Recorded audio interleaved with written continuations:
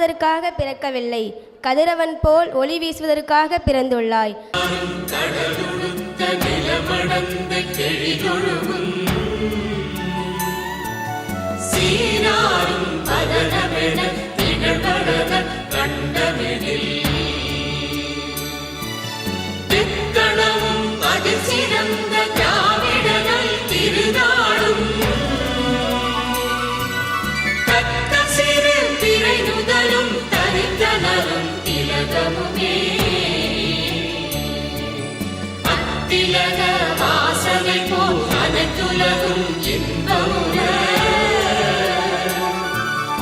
எத்திசையும் புகழ் மணக்க இருந்த பெரும் தமிழனே, தமிழனே உன் சீரிழமை திறம்பியந்த செயல் மறந்து வாழ்த்ததுமே, வாழ்த்ததுமே, வாழ்த்ததுமே.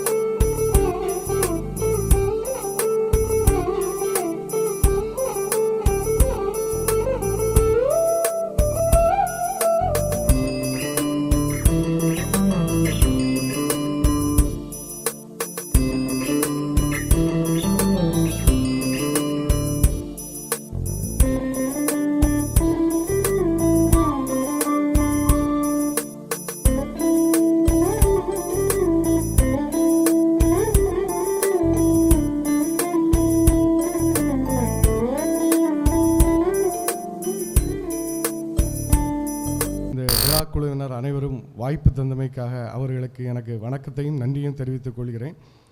முதலாவதாக இந்த நிகழ்ச்சியினுடைய சிறப்பு விருந்தினர் மதிப்பிற்குரிய மே மதிவதனி பிஎஸ்சி எல்எல்பி திராவிடர் கழக துணை பொதுச் செயலாளர் வழக்கறிஞர் அவர்களை அனைவர் சார்பாகவும் கல்லூரி நிர்வாகம் மற்றும் பேராசிரியர் பெருமக்கள், முதல்வர் மற்றும் மாணவ செல்வங்கள் அனைவர் சார்பாகவும் வருக வருக என வரவேற்பில் பெருமிதம் கொள்கிறோம். இன்றைய சிறப்பு விருந்தினர் கல்லூரியினுடைய செயலாளர் அவர்கள். இவங்க தான் சிறப்பு விருந்தினர் அப்படின்னு சொன்னோன்னே அவங்கள பற்றிய குறிப்புகளை தேடுவதற்காக வலைத்தளங்களில் தேட ஆரம்பித்த போது அதில் குறிப்பிட்ட அவங்களுடைய வலைத்தளங்களில் குறிப்பிட்டிருந்த அந்த கோட் மானமும் அறிவும் மனிதருக்கு அழகு என்ற ஒரு அந்த கோட் குறிப்பிட்டிருந்தாங்க. அது ரொம்ப ஒரு கேட்சிங்காக இருந்துச்சு, அழகாக இருந்தது என்பதை இந்த தருணத்தில் தெரிவித்துக் கொள்கிறோம். அடுத்து அவங்கள பற்றி அந்த வலைத்தளங்களில் தேட ஆரம்பிக்கும் போது அவங்களுடைய பேச்சாற்றல் ஒரு மிகப்பெரிய ஒரு ஆளுமை, சிறந்த பேச்சாளர். நிறைய கல்லூரிகளில் மாணவர்களிடம் உரையாற்றியிருக்கிறார்கள், பொது மேடையிலும் உரையாற்றியிருக்கிறார்கள். குறிப்பாக சொல்ல வேண்டும் என்றால் விவாத மேடைகள், அந்த டிவி நிகழ்ச்சிகளில் வரக்கூடிய விவாத மேடைகளில் அவங்களுக்கு ஆப்போசிட் ஒரு 6 பேர் விவாதிக்கிறார்கள் என்றால் அவங்க மேடத்தை ஆர்கியூ பண்ணி அவங்கள வின் பண்ணுறது யாராலையுமே முடியலை. அந்தளவுக்கு ஒரு மிகப்பெரிய ஒரு ஆளுமை. அதுலேயும் குறிப்பாக ஒரு விவாத மேடையில் தமிழ் சம்பந்தப்பட்ட ஒரு வார்த்தையை அவங்க பயன்படுத்துகிறாங்க. அந்த தமிழுக்கு தமிழாசிரியரே அந்த வார்த்தைக்கான பதிலை சரியாக அவருக்கு சொல்ல முடியலை. அப்போ அந்த நடுவராக இருப்போடு குறிப்பிடுறாங்க, அவங்க எப்படி மேடம் உங்களுக்கு இவ்வளோ ஒரு தமிழ் மேல் பற்று, தமிழ் மேல் ஒரு ஆர்வம் அப்படின்னு குறிப்பிடும்போது, ஏன்னா அவங்களுக்கு அவர் அந்த நடுவர் குறிப்பிடுகிறார், நீங்கள் பிஎஸ்சி யூஜி பயோ டெக்னாலஜி பண்ணியிருக்கிறீங்க, அதுக்கப்புறம் லா பண்ணியிருக்கீங்க, ஆனால் தமிழில் எப்படி இவ்வளோ ஒரு ஆர்வம் அப்படின்னு சொல்லி அவங்க குறிப்பிடுறாங்க. அந்த அளவுக்கு ஒரு சிறந்த ஒரு ஆளுமை இன்று நமது மாணவ செல்வங்களுக்கு மாணவிகளுக்காக உரையாற்ற வந்திருப்பது நமது கல்லூரிக்கும் பெருமை என்பதை இந்த தருணத்தில் தெரிவித்து அவர்களுக்கு நன்றியும் தெரிவித்து வரவேற்பதில் மிக மகிழ்ச்சி அடைகிறோம். அடுத்ததாக நமது மற்றும் ஒரு சிறப்பு விருந்தினர் மருத்துவர் doctor JL Saradha, MBBS DGO, Nellai cancer care centre, Tirunelveli. அவர்களையும் கல்லூரி நிர்வாகம் மற்றும் பேராசிரியர் பெருமக்கள், முதல்வர்கள் மற்றும் மாணவ செல்வங்கள் அனைவர் சார்பாகவும் வருக என வரவேற்பில் பெருமிதம் கொள்கிறோம். டாக்டர் வந்து ஒரு குறுகிய காலகட்டம் தான், ஒரு 10 நாட்களுக்கு முன்பாக தான் டாக்டரை வந்து இந்த மாதிரி நம்ம கல்லூரியில் ஒரு நிகழ்ச்சி நடக்கிறது, மகளிர் தினம், இதுக்கு வந்து நீங்கள் வரணும் அப்படின்னு குறிப்பிட்ட உடனே எந்தவித ஒரு தயக்கம் இல்லாமல் சார் என்ன டாபிக் பேசணும், எப்படி பேசணும் அப்படிங்கிறது மாதிரி அவங்க கேட்டு ரொம்ப ஒரு சிம்பிள் பர்சன் உடனே அக்செப்ட் பண்ணி இன்றைக்கி இந்த நிகழ்ச்சிக்கு வந்து நம்ம அனைவரும் மாணவிகளுக்கு தேவையான இன்றைக்கி ஆலோசனைகள் அறிவுரைகள் வழங்க இருக்கிறார்கள். அவர்களையும் அனைவர் சார்பாகவும் வருகிற வரவேற்பதில் பெருமிதம் கொள்கிறோம். அடுத்த நமது கல்லூரியினுடைய நிர்வாக அரங்காவலர் பெரும் மதிப்பிற்குரிய மதிவாணன் எம்எஸ்சி அக்ரி அவர்களையும் அனைவர் சார்பாகவும் வருகிற வரவேற்பில் பெருமகிழ்ச்சி கொள்கிறோம். ஏன்னா சார் வந்து ஒரு நிகழ்ச்சி அப்படின்னு நம்ம கல்லூரியில் எந்த நிகழ்ச்சி நடந்தாலும் ஒரு நிகழ்ச்சின்னு எடுத்துக்கிட்டிங்கன்னா அந்த நிகழ்ச்சியில் வந்து முடியது வரைக்கும் என்ன ப்ரோக்ராம் நீங்கள் ஷெடியூல் போட்டிருக்கிறீங்க, எப்படி அரேஞ்ச் பண்ணியிருக்கிறீங்க, ஒவ்வொரு இன்ச் பை இன்ச்சாக வந்து செக் பண்ணுவாங்க. இன்றைக்கி மார்னிங் வரைக்கும் காலையில் ஹாலை வந்து பார்த்து ஹாலில் அரேஞ்ச்மெண்ட்ஸ்லாம் கரெக்டாக இருக்குதா, எல்லா நேற்றுக்கு ஈவினிங் ஒரு 7:30 8 o'clock வரைக்கும் சார் வந்து ஃபுல்லாக உட்காந்து பார்த்துருக்குறாங்க. அந்தளவுக்கு என்னென்ன ஈவெண்ட்ஸ் இருக்குது இந்த நிகழ்ச்சியில், எல்லா நிகழ்ச்சியும் ஒவ்வொரு நிகழ்ச்சியினுடைய வெற்றி ஒரு ஒரு ஒரு டைரக்ஷன் கூட, ஒரு செடி வந்து எப்படி வைக்கணும், இந்த ஃப்ரண்டில் வச்சுருக்கக்கூடிய டெக்கரேஷன் எல்லாமே அவங்க வந்து அவங்களுடைய ஆலோசனையை ஸோ நாங்கள் பேராசிரியர்களும் முதல்வர்களும் வந்து எக்ஸிக்யூட் பண்ணுறோம். அந்தளவுக்கு ஒரு நமக்கு ஒரு கைட் பண்ணி நம்ம கொண்டுட்டு போகக்கூடிய அளவுக்கு வந்து சாரை வந்து கண்டிப்பாக இந்த தருணத்தில் தெரிவிக்கணும். அதில் குறிப்பாக இந்த உமன்ஸ் டே நிகழ்ச்சியில் பார்த்திங்கன்னா அந்த இன்விடேஷன் வந்து ரொம்ப வந்து ஃபஸ்ட்டு ஒரு அச்சாணி ஆணி வேறுங்கிறது வந்து இன்விடேஷன். அந்த இன்விடேஷனை ரெடி பண்ணும்போது சார் வந்து அதில் வந்து சார் ஒரு கோட் கொடுக்கணும் அப்படின்னு சொன்னாங்க. என்ன ஒரு கேப்ஷன் வந்து கொடுக்கணும் அப்படின்னு சொல்லி இன்ஸ்ட்ரக்ஷன் கொடுத்துருந்தாங்க. நானும் வந்து அந்த கமிட்டியில் எல்லாத்தையுமே சொல்லி நீங்களும் ரெடி பண்ணுங்க அப்படின்னு சொல்லும்போது அந்த கேப்ஷனுக்காக வந்து சார் இன்றைக்கி இன்ஃபார்ம் பண்ணியிருக்காங்க. நெக்ஸ்ட் டே சார் ரெடி பண்ணிட்டீங்களான்னாங்க. நானும் ஒரு 2-3 கேப்ஷன் ட்ரை பண்ணி சாருக்கு சென்ட் பண்ணேன். அப்புறம் நம்ம ஆசிரியர்கள்ட்டையும் கேட்டு கலெக்ட் பண்ணி அனுப்பியிருந்தேன். சார் வந்து நெக்ஸ்ட் டே கூப்பிட்டுட்டு சார் கேப்ஷனுங்கிறது ஒரு கேட்சிங்காக இருக்கணும் சார் நம்ம பார்த்தோன்னே அப்படின்னு சொல்லி அதை வந்து எழுதி காமிச்சாங்க. மை வாய்ஸ் ரைட் ஸ்ட்ரென்த், அதை எப்படி ரீட் பண்ணணும் அப்படிங்கிறதையும் அவங்க சொல்லி காணிச்சாங்க. அந்தளவுக்கு ஒரு இன்வால்மெண்ட், ஒரு நிகழ்ச்சினா அது வந்து எந்த அளவுக்கு வெற்றி அடையணும் அப்படிங்கிறதுக்கு அந்த கலர் கோடிங் வரைக்கும் அப்படி அந்த பேனாவில் என் நோட்டில் நான் எழுதி வச்சுருக்கிறேன். அதை வந்து அந்தளவுக்கு ஒரு முழு ஈடுபாட்டோடு ஒரு வெற்றி காண வைக்கக்கூடிய ஒரு நிகழ்ச்சியை வந்து சாரை வந்து இந்த தருணத்தில் வரவேற்பதில் வந்து பெரும் மகிழ்ச்சி அடைகிறோம் நாம் அனைவரும். அதற்கடுத்தாக நமது கல்லூரியினுடைய நிர்வாக அரங்காவலர், நமது கல்லூரியினுடைய செயலாளர் பேராசிரியர் எழில்வாணன் அவர்களை அனைவர் சார்பாகவும் வருக நான் வரவேற்கிறோம். வரவேற்பில் பெரும் மகிழ்ச்சி அடைகிறோம்.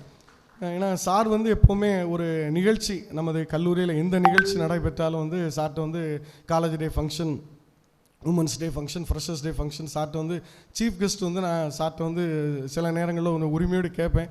சார் நிறைய கல்லூரிகளில் வந்து இந்த செலிப்ரிட்டிஸை கூப்பிடுறாங்க, அதே மாதிரி வந்து சினி ஆக்ட்ரஸ் எல்லாம் கூப்பிட்றாங்கல்ல சார், அதே மாதிரி நம்ம காலேஜ்லேயும் கொஞ்சம் ட்ரை பண்ணலாம்ல சார் அப்படின்னு சொல்லிட்டு சார்கிட்ட சொல்லுவேன். அப்போ சார் வந்து என்ன சொல்லுவாங்கன்னா, சார் அதெல்லாம் அந்த மாதிரி நம்ம ஒரு நிகழ்ச்சிக்கு வந்து அவங்கள வந்து இன்வைட் பண்ணுறது எப்படின்னா ஒரு மின்னல் போல் ஒரு பளிச்சுன்னு வந்துட்டு போகிறது, ஒரு 2 செகண்ட் ஒரு இன்பம், அந்த இடத்துல ஏற்படக்கூடிய ஒரு தாக்கம் மட்டும்தான் இருக்கும். இந்த மாதிரி ஒரு சிறப்பு விருந்தினர்கள் ஒரு ஆளுமைகள் வரும்போது தான் மாணவர்களுடைய தொலைநோக்கு சிந்தனை, அவங்க அடுத்த கட்டத்துக்கு எப்படி போகணும், அவங்களுக்கு வந்து இது வந்து நிலைத்து நிற்கும். அவங்க வந்து அதை வந்து இந்த நிகழ்ச்சி முடியும் போது அவங்க மனசில் வந்து நிறைய கருத்துக்கள் வந்து பதியும். அதை தாண்டியும் அவங்களுக்கு வந்து நிறைய விஷயங்கள் வந்து அவங்க வந்து லேர்ன் பண்ணுவாங்க சார் அப்படின்னு சொல்லி அடிக்கடி குறிப்பிடுவாங்க. ஸோ அவங்களையும் வந்து அனைவர் சார்பாக வரவேற்பில் வந்து மகிழ்ச்சி அடைகிறோம். அடுத்ததாக நமது கலை மற்றும் அறிவியல் கல்லூரியினுடைய முதல்வர் மதிப்பிற்குரிய முனைவர் முருகேசன் MBA PhD அவர்களை அனைவர் சார்பாகவும் வருக நான் வரவேற்பில் பெருமிதம் கொள்கிறோம். ஏன்னா பொதுவாக வந்து 2 கல்லூரியில் ஒரு நிகழ்ச்சி நடத்தணும்னா பொறியியல் கல்லூரி, கலை மற்றும் அறிவியல் கல்லூரி, ஏன்னா 2 section, A section B section ஒரு டிபார்ட்மெண்ட்டில் இருந்தனாலே அதை 2ஐயும் அரவணைச்சு கொண்டுட்டு போகிறது ரொம்ப கஷ்டம்.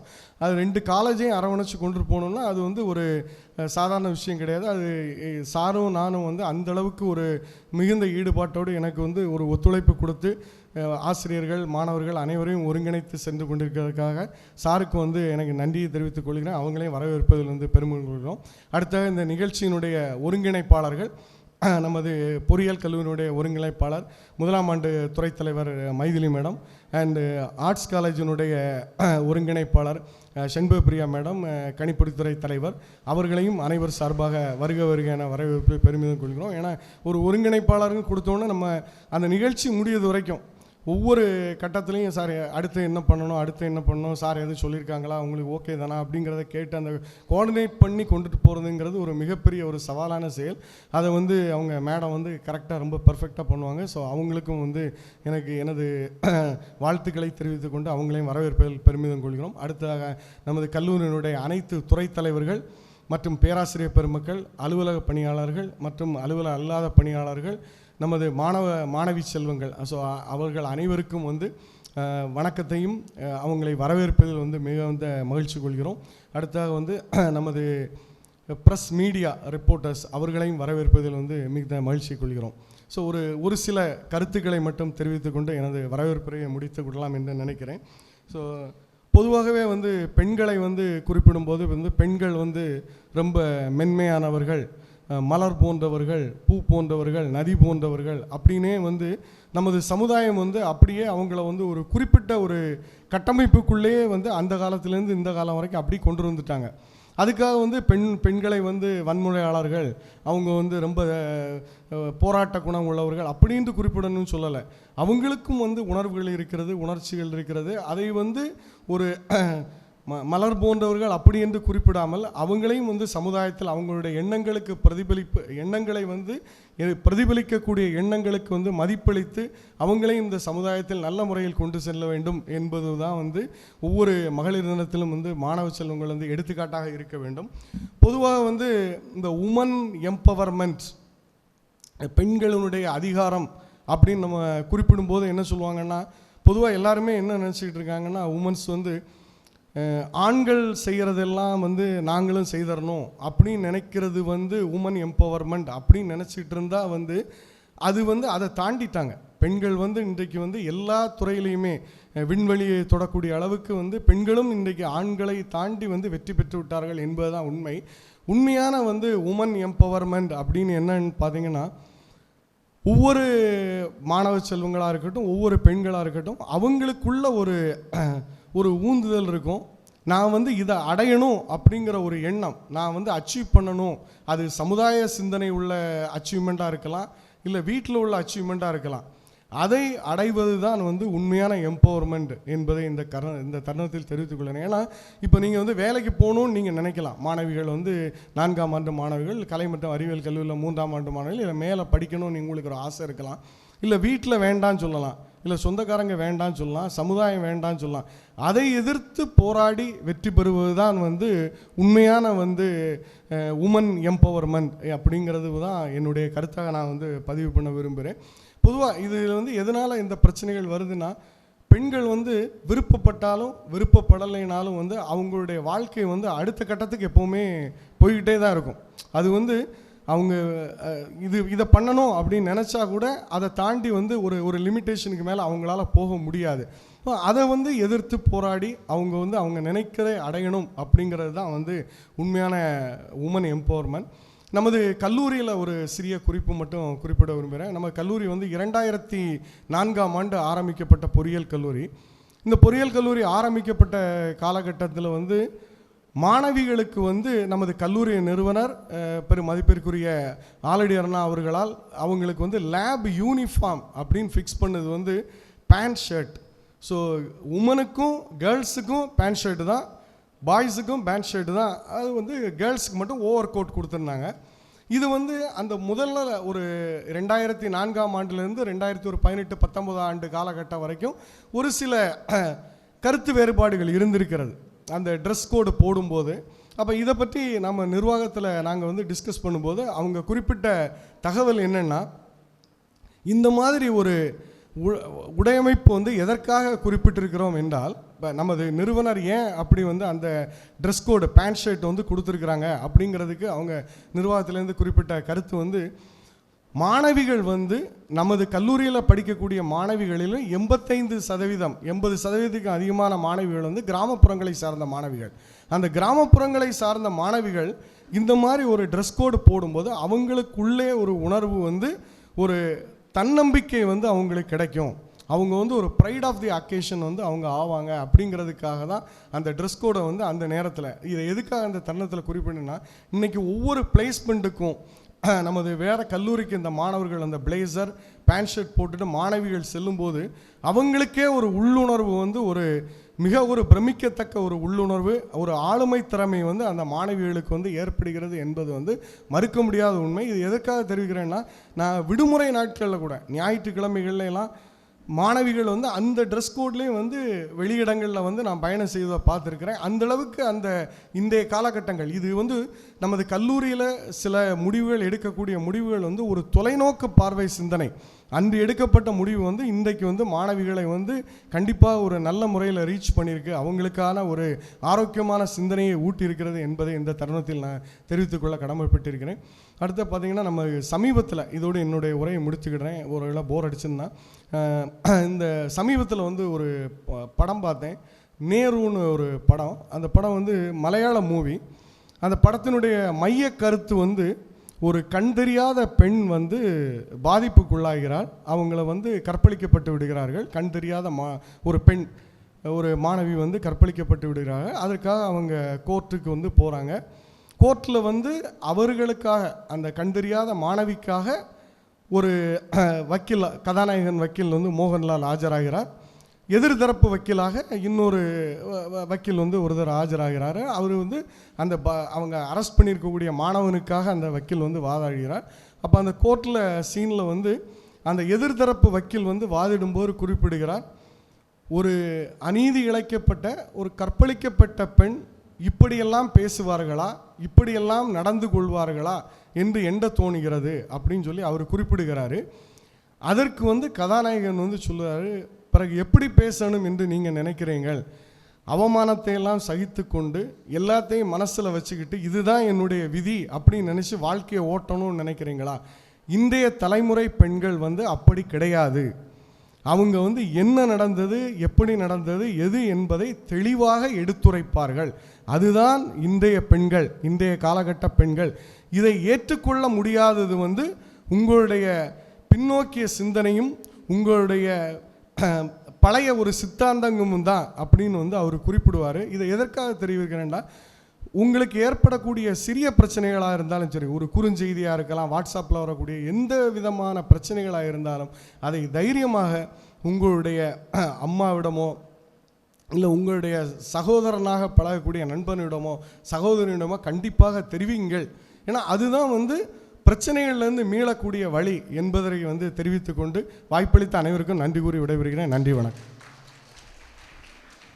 வரவேற்பு உரை நல்கிய ஐன்ஸ்டீன் பொறியியல் கல்லூரி முதல்வருக்கு நன்றி. அதை அளிக்கும் முறைதான் மதிப்புமிக்கது. அப்படிப்பட்ட நினைவு பரிசினை வழங்குவதற்காக எம் கல்லூரியின் நிர்வாக அரங்காவலர் திரு மதிவாணன் அவர்களையும் அந்நினைவு பரிசினை பெற்றுக்கொள்ள நம் சிறப்பு விருந்தினர் டாக்டர் JL சாரதா அவர்களையும் அழைக்கிறோம்.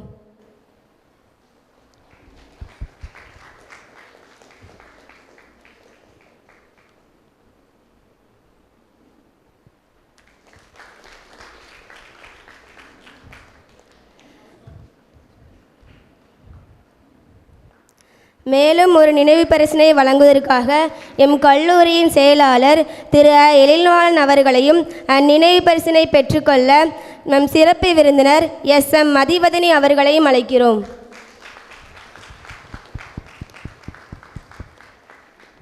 விடாமுயற்சியின் வெற்றி வடிவம், தன்னம்பிக்கையின் திறவுகோல், எடுத்த காரியத்தை இனிதே முடிக்கும் பக்குவம் தெரிந்தவர், ஊர் வாழ உதவிடும் உள்ளம் கொண்டவர், மாணவர்கள் முன்னேற்றத்தில் மகிழ்ச்சி கண்டவர், கல்வி அனைவருக்கும் பொதுவாகிட காலமெல்லாம் உழைப்பவர், தேடி வரும் உள்ளங்களின் துன்பம் நீக்கிய ஓடி வரும் உள்ளம். அத்தகைய உள்ளம் கொண்ட எமது கல்லூரி நிர்வாக அரங்காவலர் அவர்களை தொடக்க உரையாற்ற அழைக்கிறேன். Good morning, students. So first of all, I convey my greetings and wishes to all the girls and women students who are present on this occasion. It is very happy to share on this pride on behalf of the management. First of all, I thank all of you for taking part in various events also. Really, it is proud to be on this occasion for this great gathering. Okay, first of all, I should thank our chief guest, Dr. S.M. Madhivadani, Dravida Kazhagam. அவங்க பார்க்கும்போது நான் டக்குன்னு school student மாதிரி எனக்கு தெரிஞ்சுது. எனக்கு அவங்க okay எனக்கு I hate that impression. I should also thank and convey my regards to Dr. Sharada, MBBS DGO, Nellai Cancer Care Center, Tirunelveli. On behalf of our management, I convey my regards and greetings. And I should also thank both the principal and the convener for giving me this opportunity. Again, for all on the behalf of management, for all these students, teaching and non-teaching staff, housekeeping and all other press reporters, to convey my greetings and thanks. Okay, நான் ரொம்ப நேரம் எடுக்க விரும்பலை. ஒரு சில கருத்துக்களை மட்டும் சொல்லி விடைபெறலான்னு என்று நினைக்கிறேன். பொதுவாக நான் இப்போ 2 சீஃப் கெஸ்ட் வந்திருக்காங்க. ரெண்டுமே இந்த உமன்ஸ் டேக்கு இது ஒரு பொருத்தமான சீஃப் கெஸ்ட் என் மனசில் தோன்றுச்சு. ஒரு சீஃப் கெஸ்ட் வந்து பகுத்தறிவும் மூட நம்பிக்கை பற்றி பேச போகிறாங்க. இன்னொரு சீஃப் கெஸ்ட் வந்து நம்முடைய உடல் நலத்தை பற்றி பேச போகிறாங்க. டாக்டர் எங்கிட்ட கேட்டாங்க என்ன சப்ஜெக்ட்லாம் பேசலான்னு கேட்டாங்க. அப்போ நான் 2 டாப்பிக்கை மெயினாக சொன்னேன். HPV வைரஸ் எத்தனை பேருக்கு அது வந்து நம்ம கேர்ள்ஸ் ஸ்டூடெண்ட்டுக்கும் ஸ்டாஃபுக்கும் தெரிஞ்சுன்னு எனக்கு தெரியாது. அடுத்தது 2வது டாபிக் வந்து மென்சுரல் ஹைஜனை பற்றி பேச சொன்னேன். ஏன்னா மென்சுரல் ஹைஜன்னாலே ஒரு ஆண் பேசும்போது டேப் வந்து நம்ம சொசைட்டியில் நினைக்குது. But it is a part of our family. So அவன் பெண்ணும் என்பது குடும்பத்தோட ஒரு உறுப்பினர் என்று முதல் நினைக்க வேண்டும். ஏன் இதை சொல்கிறேன்னா, பகுத்தறிவு மூட நம்பிக்கை பெண்கள் கிட்ட தான் நிறையா வரும்னு நினைக்கக்கூடாது. பெண்கள் தான் எளிதாக தூக்கி எறிய முடியும். ஸோ அந்த கருத்தை வந்து ஆழமாக இன்றைக்கி நம்முடைய மதிவதனியை சொல்லுவாங்க. அதே டாக்டர் சாரதா அவர்களும் உங்களுடைய கருத்துக்களை நீங்கள் கேட்டுக்கலாம். இந்த தயக்கமின்றி கேட்கணும், தைரியமாக கேட்கணும். அதுதான் நமக்கு நல்லது. சில விஷயங்களை நமக்கு ஹெல்த் விஷயங்களை கேட்கும்போது நம்ம முற்றின பிறகு பார்க்கக்கூடாது. முதல்ல ஒரு அவேர்னஸ் இருந்துச்சுன்னா அதுலேருந்து நம்ம லேசாக தப்பிச்சுக்கக்கூடிய வாய்ப்புகள் அதிகம். ஸோ அதை மாதிரி சில கருத்துக்களை நீங்கள் வந்து இன்ட்ராக்ஷனாக வச்சுக்கிட்டு பகிர்ந்துக்கலாம்.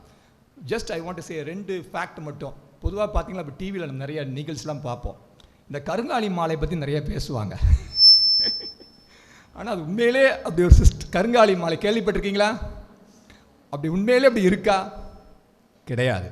It is a myth. இப்போ நீங்கள் கருங்காலின் மாலைன்னு போட்டீங்களா, நீங்கள் டேக் போட்டிருக்கீங்க, உங்களுக்கு ஒரு ஐடென்டிட்டி. கருங்காலி மாலைன்னு போட்டால் என்ன ஐடென்டிட்டி இருக்குது?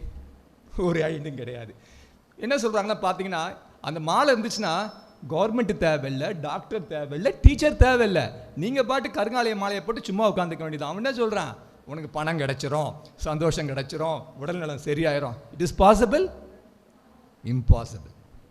ஆனால் சிலர் பெருமையாக சொல்கிறாங்க, நான் 1 லட்சத்துக்கு இந்த கருங்காலியை மாலையை போட்டிருக்கேன், 50,000 இந்த கருங்காலியை போட்டிருக்கேன். அப்போ கவர்மெண்ட் என்ன பண்ணலாம்? எல்லாருக்கும் ஒரு கருங்காலிய மாலையை கூப்பிட்டு உட்கார வச்சுட்டு கவர்மெண்ட் வேலை பார்க்காம இருந்துட்டு போயிடலாம். அதை மாலையை போட்டாச்சு நம்ம தான், நமக்கு தான் எல்லா செல்வம் வந்துட போகுது, கல்வி வந்துட போகுது, தைரியம் வந்துட போகுது. ஸோ இது போல் ஒரு மூட நம்பிக்கைகள்லாம் இருக்க தான் செய்யும் சமுதாயத்தில். அதை தொடை தெரிய வேண்டியது, கலை தெரிய வேண்டியது பெண்களுடைய முக்கிய பங்கு.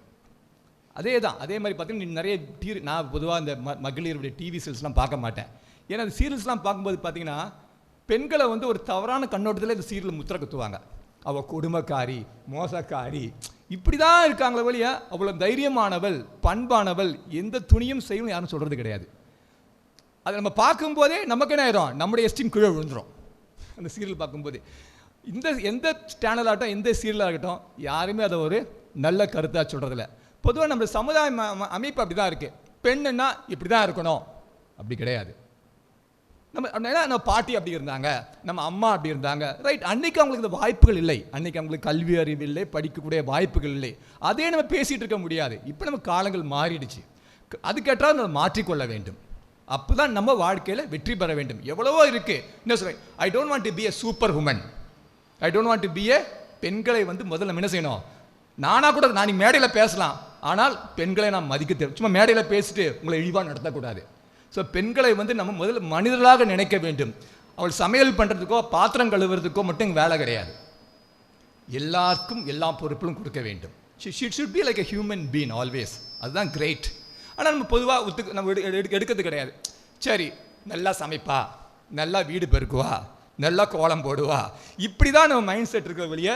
நான் ப்ரௌடாக என்னுடைய பார், என்னுடைய மகள் பார், நல்லா படிப்பா, தைரியமாக இருப்பா, தனியாக போவா, கை நிறையா சம்பாதிப்பா, அப்படி சொல்லுவாங்களா? நீ எங்கே போயிடக்கூடாது, நீ இங்கே போவாத. ஸோ இந்த ரிஸ்ட்ரிக்ஷனுக்கு வருது. நம்ம பிறக்கும் போதே அந்த தடுப்பணை வந்துக்கிட்டே இருக்குது. அந்த தடுப்பணை உடைக்க வேண்டியது நம்முடைய கடமை. நல்ல காரியங்களுக்கு பெற்றோர்கள் நல்லா தான் கைட் பண்ணுவாங்க. சில பேரண்ட்ஸ் வந்து நம்ம சில படிப்பு இல்லாமல் இருக்குது, அவங்களுக்கு வந்து சூழ்நிலைகள் வந்து அந்த கல்வி அறிவு கொடுத்துருக்காது, நமக்கு கொடுத்துருக்கு. அப்போ நம்ம தான் பெற்றோரை எடுத்து சொல்ல வேண்டும். புரியாமல் இருக்கலாம், அவங்கள அனுபவ ரீதியாக நிறைய விஷயங்கள் தெரிஞ்சுக்கலாம்.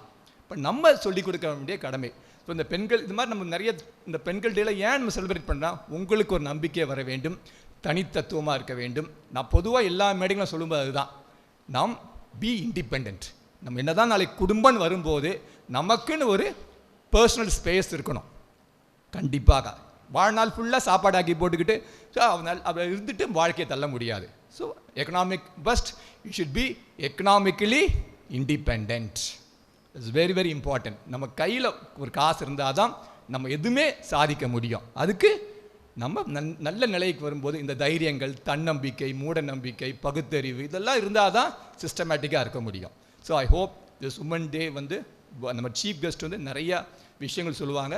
அதை நாம் தெரிந்து கொண்டு நம்முடைய லைஃப்பை நல்ல முறையில், பக்குவமான முறையில் பல வெற்றிகளை இங்கேருந்து நீங்கள் கொண்டு போய் உலகம் முழுவதும் சாதிக்கும் என்று கேட்டு இந்த உமன்ஸ் டே என்னுடைய வாழ்த்துக்களையும் நன்றியும் தெரிவித்துக் கொண்டு எனக்கு வாய்ப்பு கொடுத்த அனைத்து உள்ளங்களுக்கும் என்னுடைய மனமார்ந்த நன்றியை நான் தெரிவித்துக் கொள்கிறேன்.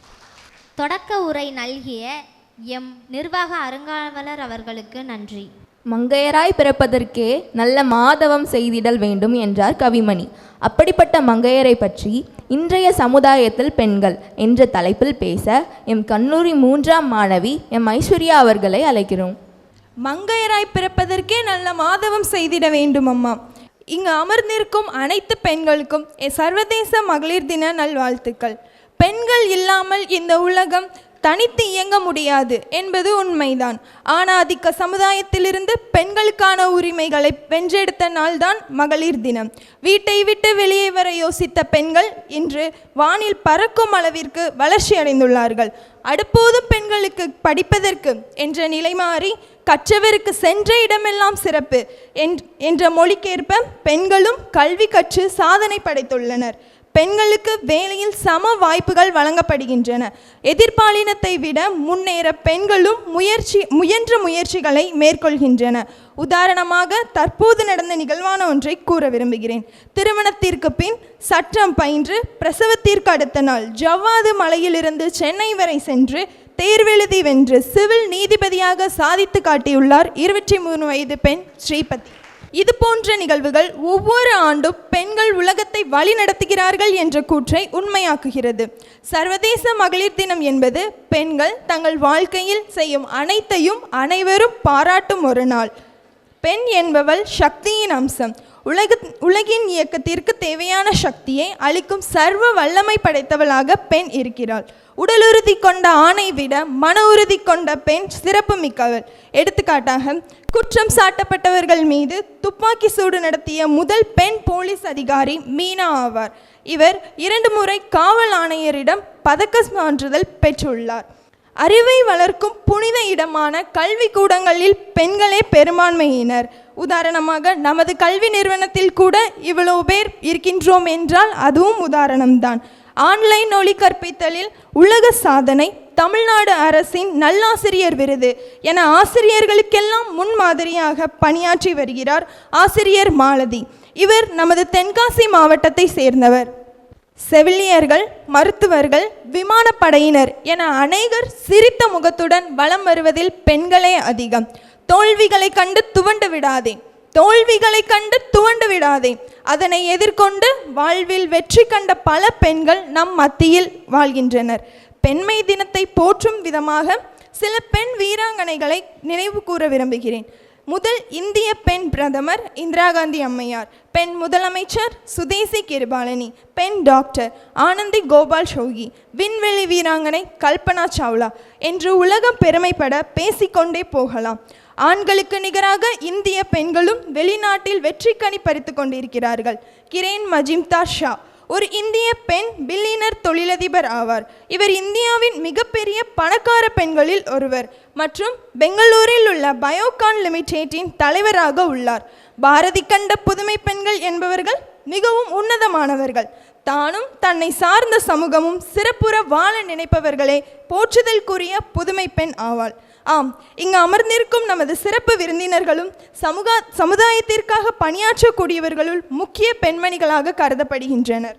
இவ்வாறு பெண்களை பற்றி பேச சொன்னால் பேசிக்கொண்டே செல்லலாம். பெண்கள் சமுதாயத்திற்கு ஆற்றிய பணிகள் எவ்வளவோ இருக்கிறது. இதையெல்லாம் பேச வாய்ப்பளித்த எனக்கு நன்றி கூறுகிறேன். சாதனைகளோட சரித்திரம் படைக்க கடவுளால் படைக்கப்பட்ட கற்பகம் விருஷகம்தான் பெண்கள். திக்கெட்டும் ஒளிக்கெட்டும் பெண்ணியம் என்பதை கூறி மீண்டும் ஒரு முறை அனைவருக்கும் மகளிர் தின வாழ்த்துக்கள் கூறி விடைபெறுகிறேன். நன்றி. தங்களது உரைக்கு நன்றி. ஓவியம் போல் தனது எழுத்துக்களால் புத்தகத்தை உருவாக்கி அனைவரையும் கவர்ந்தவர். மாணவர்களுக்கு உற்சாகம் ஊட்டுபவர். பல மாணவர்களுக்கு எடுத்துக்காட்டாக திகழ்பவர். அப்படிப்பட்ட நம் கல்லூரியின் அறங்காவலர் திரு ஏ எழில்வாணன் அவர்களை சிறப்புரை வழங்க அழைக்கிறோம்.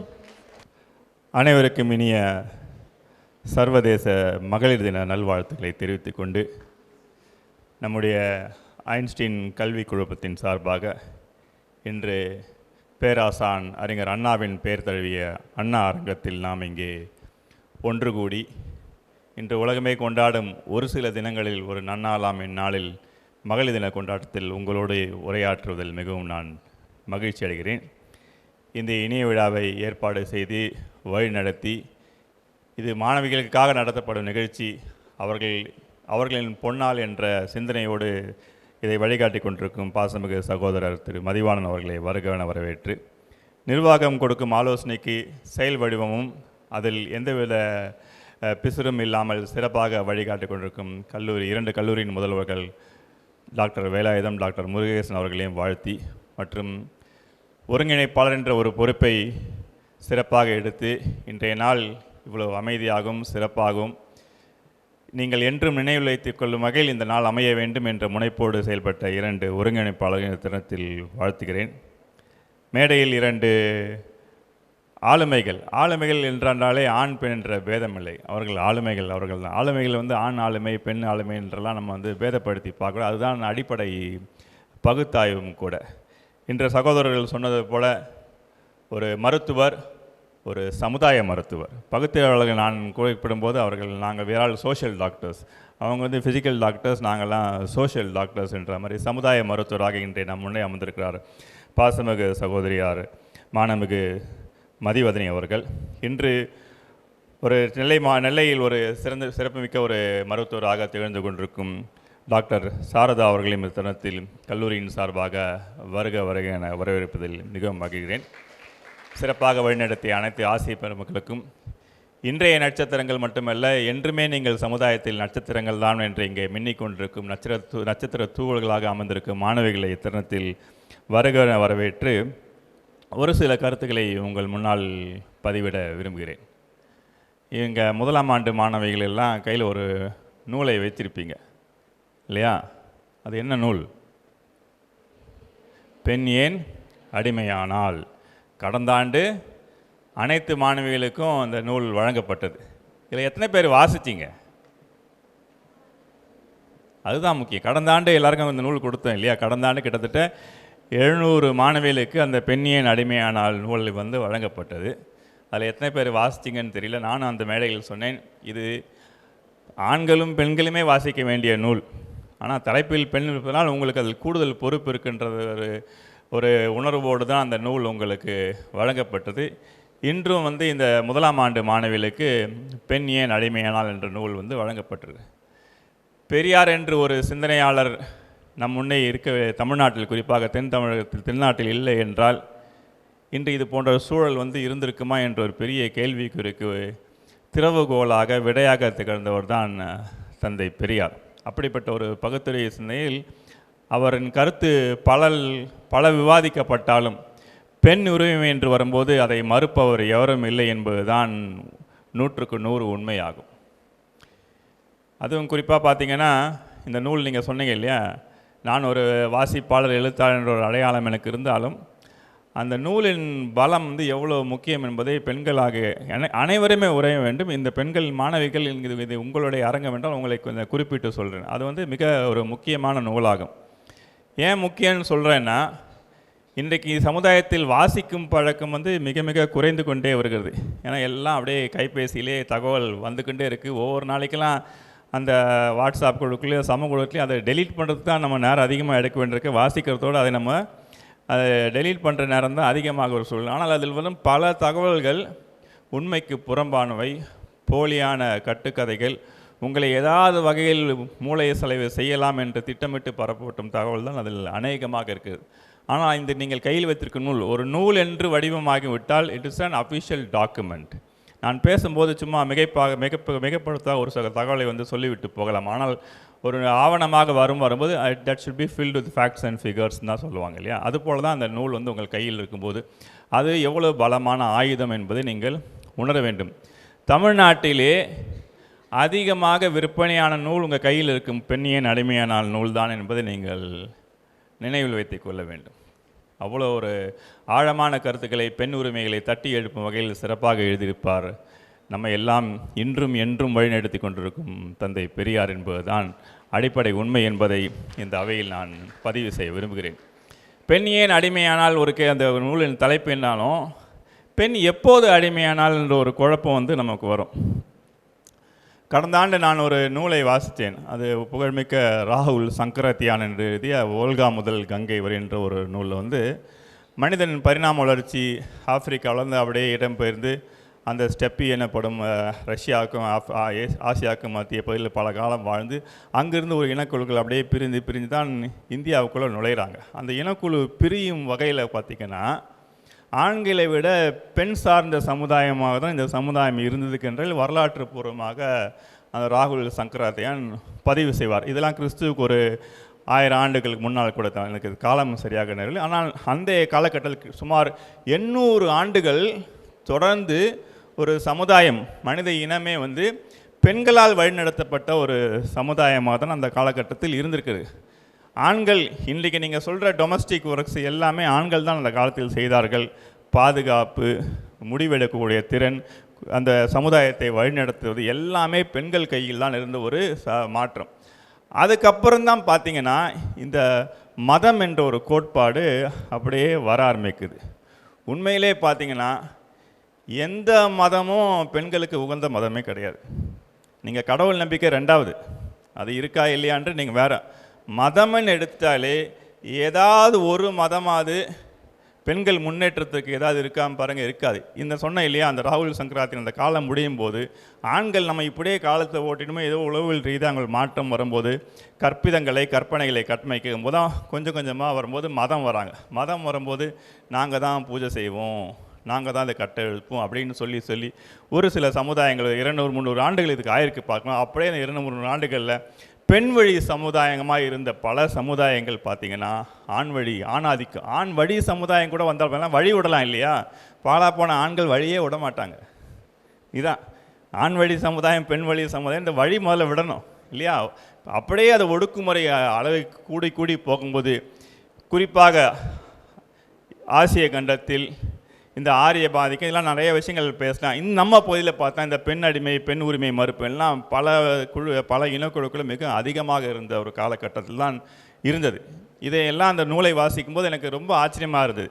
எப்படி இருந்த ஒரு கட்டமைப்பு, மதம் என்ற ஒரு கோட்பாடு வந்த பிறகு ஆண் பெண் என்று வேறுபாடு பார்க்கப்பட்டு ஆண் உயர்ந்தவன் பெண் தாழ்ந்தவள் என்ற ஒரு கட்டமைப்பு வந்து தான் அது அப்படியே காலப்போக்கில் நீட்சியாகி மிகவும் மலிவான ஒரு சூழலுக்கு போய் அதற்கு பிறகு சுயமரியாதை சிந்தனையும் கல்வி அறிவும் பகுத்தறிவு சிந்தனையும் நமக்கு ஊட்ட முன்பை விட இன்று எவ்வளவோ பரவாயில்லை, ஆனால் நாம் போக வேண்டிய தொலைவு மிக மிக அதிகமாக இருக்கும் என்பதை தான் இந்த காலத்தில் பெண்கள் நீங்கள் உணர வேண்டும்.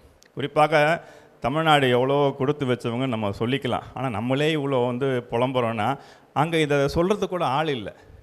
ஏன்னா அந்த ஊரில் பாவம் அவங்களுக்கு பெரியார் மாதிரி ஒரு சிந்தனையாளர் கிடைக்காம போய்கிட்டார். அதை ஏற்றுக்கொள்ளக்கூடிய அடுத்த கட்ட தலைவர்களும் இல்லாமல் போயிட்டார். ஒரு சில தலைவர்கள்லாம் இருக்கிறாங்க, அங்கே கூட இருந்தாங்க.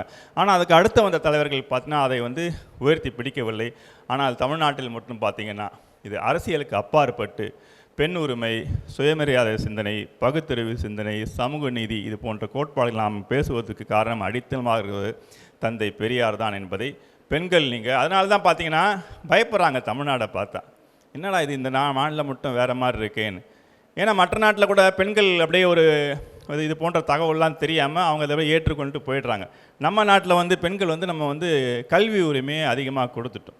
இன்றைக்கு சொல்கிறாங்க இல்லையா, எல்லாம் சொல்லுவாங்க GR cross enrolment ratio. Tamil Nadu வந்து 51%, அதாவது பள்ளி படிப்பை முடித்து கல்லூரிக்கு உயர் கல்விக்காக செல்லும் சதவீதம் தமிழ்நாட்டில் 51%, இந்திய அளவில் 27%, 27-29%, கிட்டத்தட்ட டபுள், ஆல்மோஸ்ட் டபுளில் நம்ம தமிழ்நாடு இருக்குது. அப்போ அதை பார்த்தோன்னே அப்போ என்ன கல்வி பெற்றாலே தானாகவே உங்களுக்கு சில புரிதல், பகுத்தறிவு சிந்தனை இது போன்ற மேடைகள்லாம் இப்போ கேட்கும்போது சில தெளிவுகள் உங்களுக்கு கூடுதலாக கிடைக்கக்கூடிய வாய்ப்பு கிடைக்குது. இப்போது வந்து கடந்த 2 ஆண்டுகள் முன்னாடி நேஷ்னல் எஜுகேஷன் பாலிசின்னு ஒரு பாலிசியை கொண்டு வந்தாங்க, NEP. அதோட பொதுவாக நீங்கள் கான்ஸ்டியூஷன் ஆஃப் இந்தியா எடுத்து நீங்கள் வழக்கறிஞர்களாக இருக்காங்க, ப்ரீஆம்பிள் ஆஃப் த கான்ஸ்டியூஷன் ஒன்று சொல்லுவாங்க. முதல்ல ஒரு 4 we the citizen of India அப்படின்னு சொல்லி ஆரம்பிப்பாங்க. இந்த நேஷ்னல் எஜுகேஷன் பாலிசியோட ப்ரீஆம்பிள் அடிப்படை என்னவென்றால், அடுத்த 10-15 ஆண்டுகளில் இந்தியாவில் உயர்கல்வி சதவீதத்தை 50க்கு அதிகமாக உயர்த்துவது. நாங்கள் ஏற்கனவே 52 வந்துட்டோம், இனிமேல் எங்கேருந்து எங்களுக்கு உயர்த்த போகிறீங்க, அப்போ எங்கள் சிஸ்டத்தை நீங்கள் ஃபாலோ பண்ண வேண்டியதான்னு சொல்லாமல், அதுதான் இதில் அடிப்படை. அப்போ பார்த்தீங்கன்னா இந்த உயர்வு எப்படி வந்தது? பெண்கள் அதிகமாக கல்விக்கூடங்களுக்கு செல்வதால் தான். கடந்த வாரம் கூட பார்த்தீங்கன்னா மத்திய மனிதவளத்துறையிலேருந்து போட்டிருக்காங்க, நம்பர் ஆஃப் டாக்டரேட் ரிசர்ச் பண்ணுறவங்களை பார்த்தீங்கன்னா இந்தியாவிலே தமிழ்நாட்டில் தான் அதிகம். அந்த தமிழ்நாட்டிலையும் கூட ஆண்களை விட பெண்கள் தான் இப்போ அதிகமாக முனைவர் பட்டத்துக்கு உண்டான தகவலை நோக்கி செல்கிறார்கள் பார்க்கும்போது இதெல்லாம் நம்மளுடைய வளர்ச்சியின் ஒரு பயங்கரமான தாக்கங்கள் ஆகும். படித்தா மட்டும் போதுமா அப்படின்னு நீங்கள் யோசிக்கலாம், அது மட்டுமே கிடையாது. இன்றைக்கு வேலைவாய்ப்பு, குறிப்பாக மேனுஃபேக்சரிங் செக்மெண்ட் இன் இந்தியா, கடந்த வாரம் கூட நம்முடைய தகவல் தொழில்நுட்ப அமைச்சர் திரு PTL பழனிவேல்ராஜன் சொல்லியிருக்காரு, இந்தியாவில் உற்பத்தி துறையில் 43% பெண்கள் இருக்காங்க. 43% உற்பத்தியில் பெண்கள் இருக்காங்க. அதில் கிட்டத்தட்ட 50% தமிழ்நாட்டு பெண்கள் தான் இருக்காங்கன்னு சொல்கிறாங்க.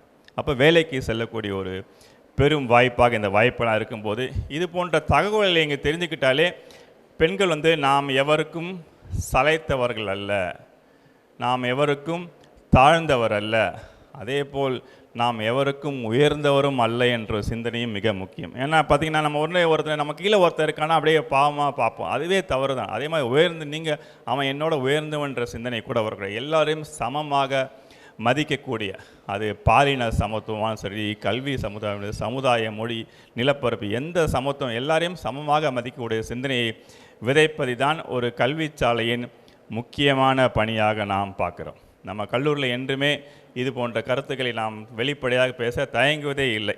அதனால தான் சில பேர் கூப்பிடுவாங்க, சார் நீங்கள் என்ன பெரியார் கழகத்தில் கூப்பிடுவோம் அவ்வளோதான், நாங்கள் கூப்பிடுவோம். நல்ல கருத்தை மாணவர்கள் கொண்டு போய் சேர்க்க வேண்டியது எங்களுடைய கடமை.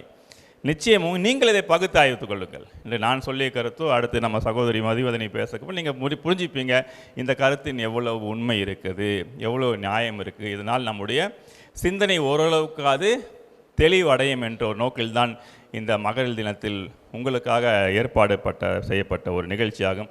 ஆகவே தொடர்ந்து இது போன்ற செயல்பாடுகள் நாம் இங்கே நம்ம கல்லூரியில் நடைபெற்று கொண்டே இருக்கும். இன்றைய தினம் வந்து மிக முக்கியமான நாளாக உங்களை பார்க்குறேன். குறிப்பாக சகோதரி மதிவதனைன்னா நாங்கள் திராவிட கழகத்தில் வந்து நிறைய விஷயங்கள் அவங்களுக்கு வந்து பின்தொடர்ந்து வரும். உண்மையிலே பார்த்தீங்கன்னா அவங்களுக்கு பெண்களின் வயதை சொல்லக்கூடாதுன்னா அதுவே பக்கத்தெருவில் தவறு தான். கிட்டத்தட்ட அவங்களுக்கு 27 வயது என்று நினைக்கிறேன். 40 வயதில் நான் பெற்ற ஒரு தெளிவை அவர்கள் 25 வயதிலே பெற்றுவிட்டு இன்று சமுதாயத்தில் அற்புதமாக பல செயல்பாடுகளை செய்து கொண்டிருக்கார். நீங்கள் இன்றைக்கி உங்களுக்கு வேணால் நீங்கள் அவங்களுக்கு புதிய அறிமுகமாக இருக்கலாம். ஒரு 10 ஆண்டுகளை நீங்கள் யோசித்து பார்ப்பீங்க, அன்றைக்கி அவங்க நம்ம காலேஜுக்கு வந்தாங்க, நல்ல வேலை அன்றைக்கே நாங்கள் பார்த்தோம். ஏனென்றால் நான் ஏன் சொல்கிறேன்னா, நான் கல்லூரியில் படிக்கும்போது 1991 வந்து திராவிட இயக்கத்தின் ஒரு முக்கிய தலைவராக இருக்கக்கூடியவர் திரு வை கோபால்சாமி அவர்கள். அவர் வந்து பயங்கரமாக பேசுவார் அப்போ அந்த இளமை காலத்தில். அப்போ நான் கல்லூரி மாணவர்களாக இப்படி உட்கார்ந்துருக்கும் போது எங்கள் கல்லூரியில் ஒரு நாள் வந்து பேசும்போது அவ்வளோ உணர்வுபூர்வமாக இருந்தது. ஆனால் இன்றைக்கி பார்த்தா அவர் பெரிய ஆளுமையாக இருக்கார். அது போன்ற சில ஆளுமைகள் நம் முன்னாடியே நம்ம பார்க்கக்கூடிய வாய்ப்பு கிடைக்கும். அப்படிப்பட்ட ஒரு ஆளுமையை இன்று நாம் கல்லூரிக்கு நாம் அழைத்ததில் பெருமைப்படுகிறோம் என்று கூறிக்கொண்டு இந்த நாளை சிறப்பாக கொண்டாடுங்கள். கொண்டாட்டத்துக்கு நான் கூறிய பகுத்துறை சிந்தனையை உங்கள் உள்வாங்கிக் கொள்ளுங்கள் என்று கூறிக்கொண்டு நல்ல வாய்ப்புக்கு நன்றி கூறி விடைபெறுகிறேன். நன்றி, வணக்கம். சிறப்புரை வழங்கிய எம் கல்லூரியின் செயலாளர் திரு எழில்வாணன் அவர்களுக்கு எங்களது நன்றியினை தெரிவித்துக் கொள்கிறோம். பெண்களின் வளர்ச்சிக்காக உழைத்தவர்கள் பலர். அதில் முக்கியமானவர் பெரியார். அவரை செய்த போராட்டத்தால் வென்ற பெண்களையும் அவரையும் பற்றி பேச எம் கல்லூரி வேதியியல் 2ஆம் வருட மாணவி லீலாவை அழைக்கிறேன். பூ உலகை பார்ப்பதற்குள் கள்ளிப்பாலை ஏந்தி கொண்டு கிளவியவள் காத்திருப்பாள். கள்ளிப்பாலை ஏந்தி கொண்டு கிளவியவள் காத்திருப்பாள். கள்ளிப்பாலில் தப்பித்து தாய்ப்பாலை அருந்துகையில் முதல் போராட்டத்தில் வெற்றி வாகை சூடுகிறாள் பெண்ணே.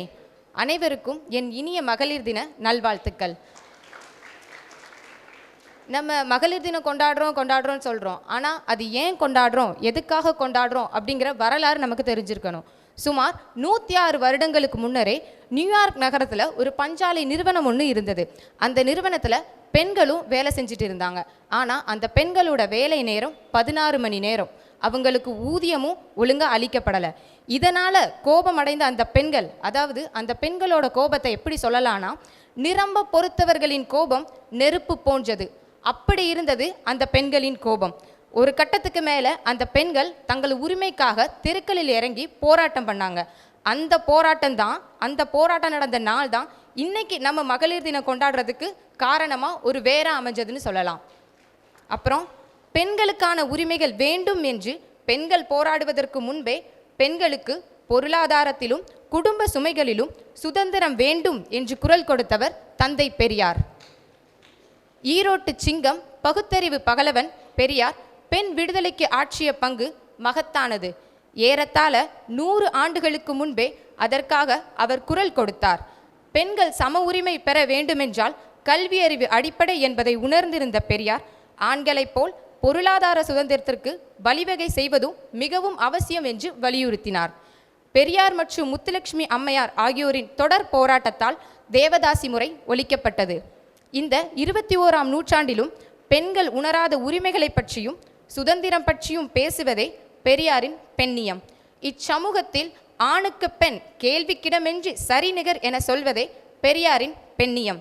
பாரதி கண்ட புதுமை பெண்ணும் ஒரு வட்டத்துக்குள் அடங்கும் அடிமைதான் என கூறுவதே பெரியாரின் பெண்ணியம். பெண்களுக்கு எதிரான எந்த ஒரு கருத்தையும் செயலையும் தகர்த்தெறியும் தலைமை பெரியாரின் பெண்ணியம். பெண்களுக்கு ஆண்களைப் போலவே எல்லாவற்றிலும் சம உரிமை வழங்குவதே பெரியாரின் பெண்ணியம். ஒரு தந்தைக்குரிய பாசத்துடனும் பொறுப்புடனும் பெண் இனத்தின் நன்மைக்காக பாடுபட்டதால் தான் தந்தை பெரியார் என்று பின்னாட்களில் அவர் அழைக்கப்பட்டார். இப்படி பல போராட்டத்தை தாண்டி வெற்றி பெற்ற பெண்களில் சிலர். முதலாவதாக அன்னை தெரசா. இவர் கருணையின் கடல். இவர் 1979 அமைதிக்கான நோபல் பரிசினையும் 1980 இந்தியாவின் சிறந்த குடிமக்கள் விருதான பாரத ரத்னா விருதினையும் பெற்றார். அன்னை தெரசாவிற்காக ஒரு அழகான கவிதை.